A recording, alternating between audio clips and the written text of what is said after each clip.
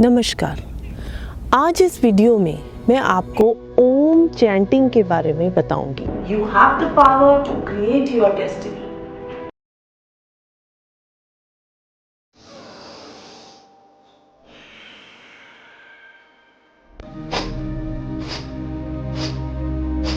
Believe in yourself.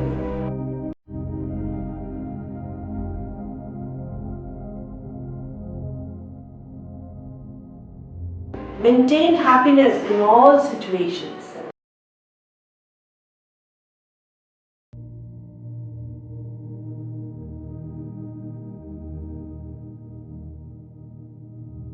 Always learn from your failures. ओम ये कोई धर्म का प्रतीक नहीं है। ये प्रकृति में जो पहली ध्वनि उत्पन्न हुई थी वो थी ओम की गूंज। है तो सिर्फ 2.5 अक्षर का, अगर समझें तो पूरा ब्रह्मांड इसमें समाया हुआ है। पूरे ब्रह्मांड की शक्ति इसमें है। सभी ध्वनियों का आधार है ओम। अ, ओ और म।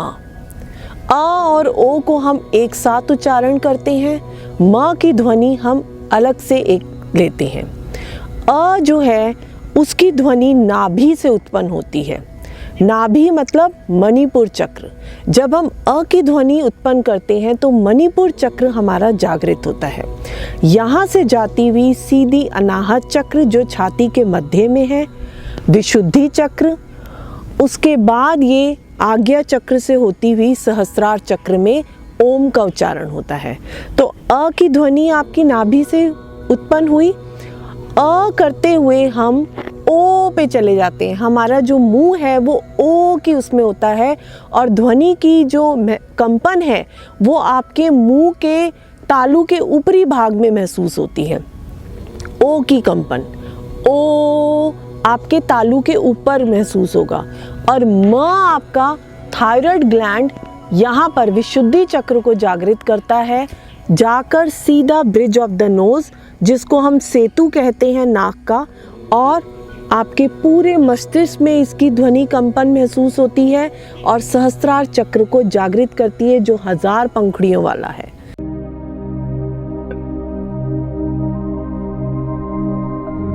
Focus on yourself. फिर से मैं एक बार बताती हूँ। अ नाभि से उत्पन्न होता है। अ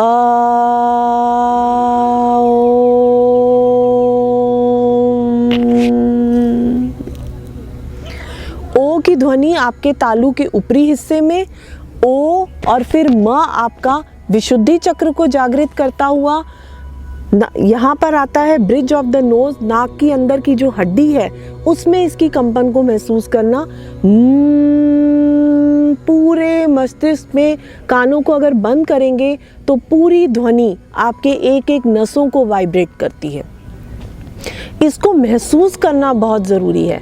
इसकी कैलकुलेशन पे मत जाइए कि अ कितना बोलना है, ओ कितना बोलना है। आप अ और ओ को 50% ले लीजिए और म को अलग से 50% में बोलिए।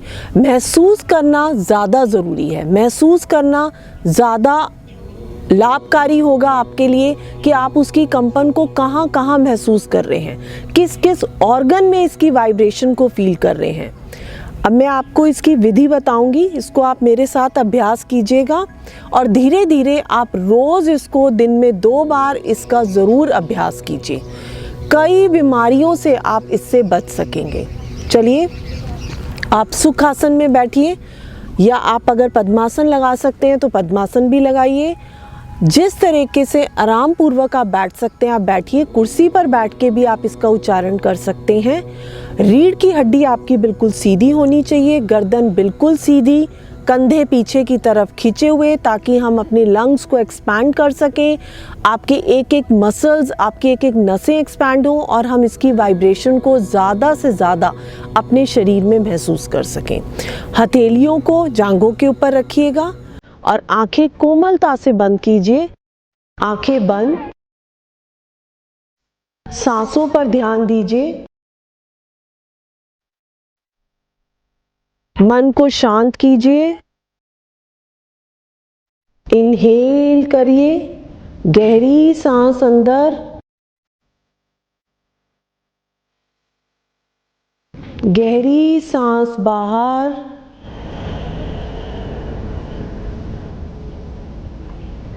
पूरा ध्यान अपना सांसों पर लगाइए। परमात्मा की देन कैसे आपके एक एक शरीर के रोम रोम में प्रवाहित होती है, उसका धन्यवाद कीजिए।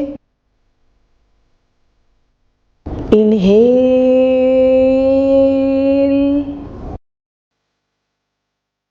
एक्सहेल। जब हम सांस को बाहर निकालेंगे तो पेट बिल्कुल अंदर पिचक जाएगा, शांति और ज़्यादा महसूस करेंगे, पूरी मसल्स को और ज़्यादा रिलैक्स करेंगे। फिर से सांस अंदर, गहरी सांस अंदर, गहरी सांस बाहर।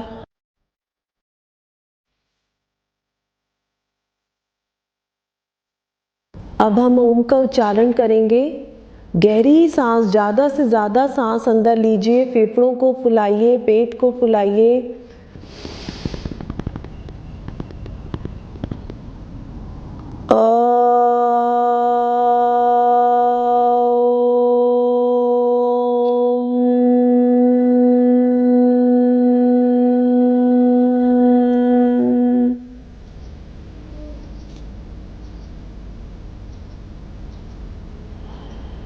दस से 20 सेकंड का विराम लीजिए। महसूस कीजिए ओम की शक्ति को। अ का उच्चारण हमने नाभि क्षेत्र से लिया था। ओ की ध्वनि हमने तालू के ऊपरी हिस्से में महसूस करी थी और म हमारा थायराइड ग्लैंड को जागृत कर रहा था, विशुद्धि चक्र को। म ब्रिज ऑफ द नोज तक गया, अंदर हमने नाक की हड्डी में उसकी कंपन महसूस करी और फिर पूरे मस्तिष्क में उसकी कंपन गई है। चलिए फिर से इनहेल करेंगे, गहरी सांस अंदर लीजिए,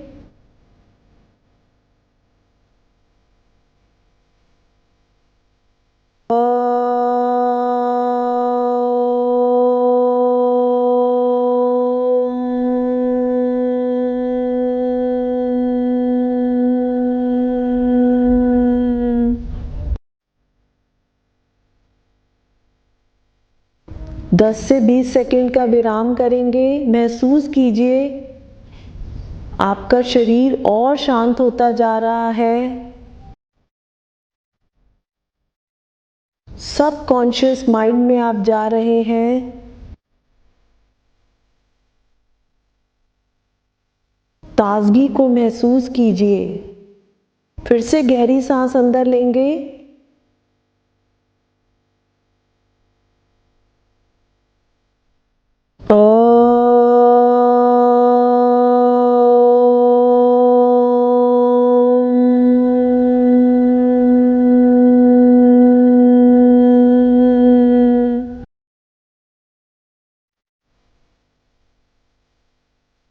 एक एक नस नाड़ियों में इसकी कंपन को महसूस कीजिए।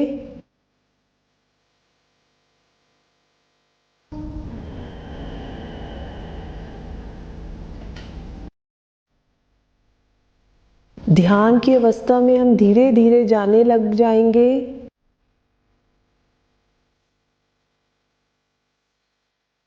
फिर से गहरी सांस अंदर लीजिए,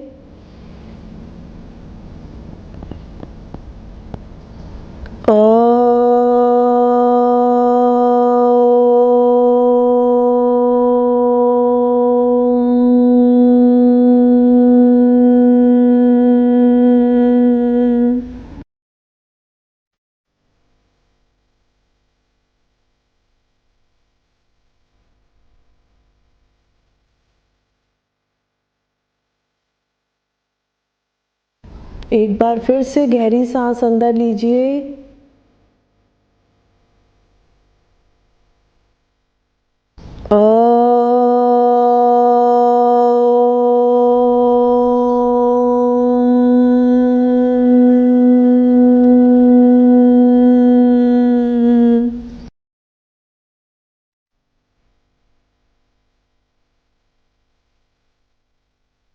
इसी अवस्था को महसूस कीजिए, कंपन को महसूस कीजिए, वाइब्रेशंस को महसूस कीजिए।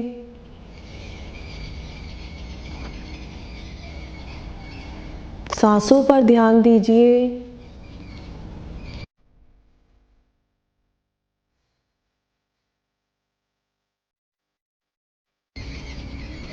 धीरे धीरे उंगलियों को हिलाएं, हाथों को रगड़ें।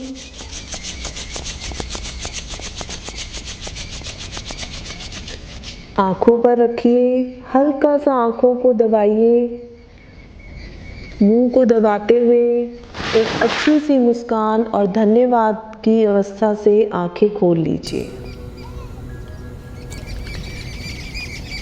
योग का अर्थ है तन, मन, बुद्धि तीनों को जागृत करना, और इसका मूल मंत्र है ओम। इसके बहुत से लाभ हैं, पर सबसे जो बड़े लाभ हैं वो है एकाग्रता। एकाग्रता बढ़ती है, शांति मिलती है, आनुवांशिक रोग उनसे हमें निजात मिलती है, हम ठीक होते हैं। जेनेटिक डिसऑर्डर्स जो आप कई बार सुनने को मिलता है, ओम की इतनी शक्ति है, हम उनसे भी ठीक हो सकते हैं। स्वयं उपचार की शक्ति बढ़ती है। हीलिंग पावर्स आपके अंदर, खुद के अंदर ये शक्ति है, और ये आप जागृत कर सकते हैं ओम के उच्चारण से।